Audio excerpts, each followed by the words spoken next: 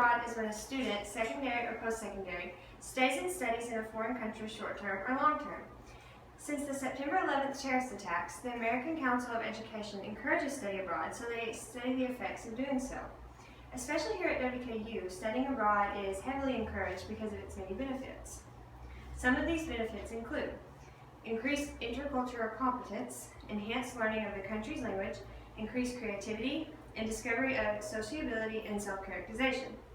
These benefits will be used to encourage all students to study abroad at some point. Dr. Philip Anderson says that intercultural competence is the broad goal of enhancing student appreciation of differences among cultures. An individual's reaction to other cultures develops and changes over time through personal experiences or training. Intercultural sensitivity enables people to live and work around others that have different backgrounds, which is why it is so important to us. In America today, it is almost impossible to find a job that doesn't have different people from different backgrounds, which makes it increasingly more valuable to adapt behavior appropriately to these differences around those people. According to these authors of this segment of the International Journal of Intercultural Relations, recognizing the values of differences can be very difficult for those growing up in the United States because it perceives itself as the world leader. This is why studying or traveling abroad is so important, because it gives students the opportunity to observe these differences firsthand and realize their importance. All of these facts give reasons why intercultural competence is significant and why everyone should try to travel abroad to gain these insights should they have the means to do so at some point. Americans often have the assumption that all other countries know English, and this can be very harmful or very beneficial. Dr. Charles Ferguson says that when he takes groups of students abroad, they often speak in the foreign language when they greet or make jokes, but then revert back to English, assuming that the other country knows English when they need to have intellectual conversations. Even though foreign language learners have sociolinguistic competence, understanding the phonology of that language, and understand the sentence structure, their speaking styles will still deviate from the native speakers. When learning a foreign language especially, it is beneficial to study abroad, and some universities require it when studying a language, but most recommend it. When submerged into the culture of that language, students subconsciously pick up on habits and phonology patterns from the native speakers. Studying and or traveling abroad increases creativity because it broadens an individual's horizons and opens the mind up to new concepts and ideas.